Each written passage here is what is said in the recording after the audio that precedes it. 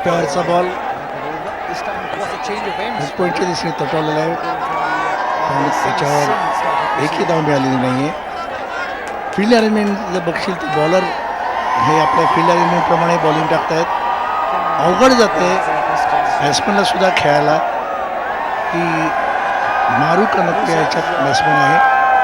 Runs तर वाढल्या पाहिजेत पण टप्पा आणि फिल्डिंग हे अप्रतिम आहे. पहिल्या 6 ओव्हरमध्ये फक्त 2च फिल्डर 38 सर्कलच्या बाहेर लावता येतात. त्याच्यामुळे 4 फिल्डर हे रिंगमध्ये उजव्या बाजूला आहेत विकेटच्या आणि 3 फिल्डर हे डाव्या बाजूला आहेत. सुंदर फटकार इथे 2 शॉट 2 रन तर नक्कीच मिळणार आहे. पहिल्यांदा मी असं पाहिलं की मुंबईच्या बॉलरनी पायावरती बॉल टाकला. तो सुद्धा थोडासा पूर्णपणे पायावरती नाही. वरुण बदोला पिचून बॉलिंग करतायत. सुरुवातीला एक ओव्हर त्यांनी एका बाजूनी टाकली होती. आता ते पॅव्हलिनच्या बाजूनी बॉलिंगला आलेले. हा जो बदल केला आहे कदाचित वाऱ्याचा फरक त्यांना त्याचा फायदा मिळावा म्हणून केलेला आहे. मिडिल स्टंपवर बॉल होता आणि रितेश देशमुखांनी तो स्क्वेअर लेगच्या दिशेने तटवला आणि 2 रन्स त्यांना मिळाले होते.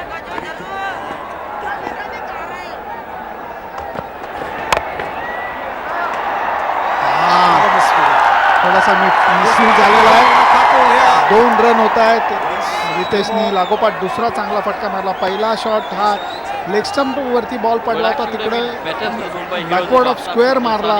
आत्ताचा फटका चांगला स्क्वेअर कट होता. पॉईंटच्या फिल्डरला तो नीट अडवता आला नाही म्हणून दुसरी रन त्या मिळालेली वीर मराठीला. बाउंड्रीज मिळत नाही पण माझं म्हणणं हरकत नाही. जरी तुम्हाला बाउंड्री मिळाली नाही तरी तुम्ही पळून रन्स काढू शकता. चांगले शॉट जर का तुम्ही मारले तर ह्या आउटफील्डवरती तुम्हाला रन्स नक्कीच मिळू शकतात. नक्कीच कारण का आउटफील्ड फास्ट आहे.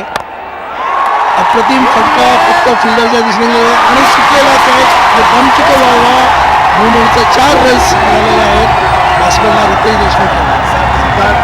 रॉय कपूरच्या हातनं हा कॅच सुटला. जोरकस फटका होता रितेशचा. डोक्यावरती अटॅक करण्याचा कदाचित घेता आला असता. बमचिको वावा मुवमेंट आपण बघतोय. जबरदस्त शॉट होता. कॅच घेता आला असता फिल्डरला. प्रयत्न चांगला केला गेला. नंतर सुद्धा राजू कदाचित बॉल अडवता आला असता परंतु फिल्डरनी जे दुःख प्रदर्शित केलं की माझ्या हातनं कॅच सुटला.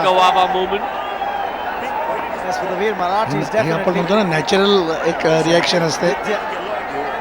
पुढचा बॉल टप्प्यावरचा बॉल एक राहू रितेश पळतोय जोरात पळतोय. मकरंद देशपांडे सुद्धा त्यांना चांगली साथ दिलेली आहे. 1 धाव मिळालेली आहे रितेश देशमुख यांना. खूप वेळानंतर वीर मराठीला बाउंड्री मिळाली.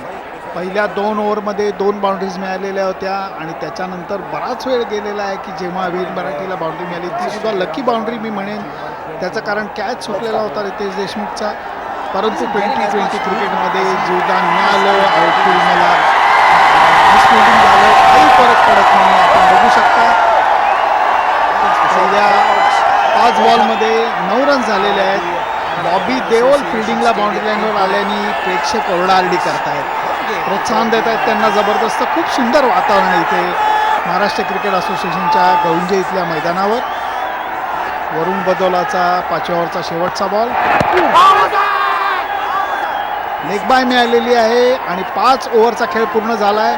वीर मराठीचा स्कोर आहे 1 बाद 30.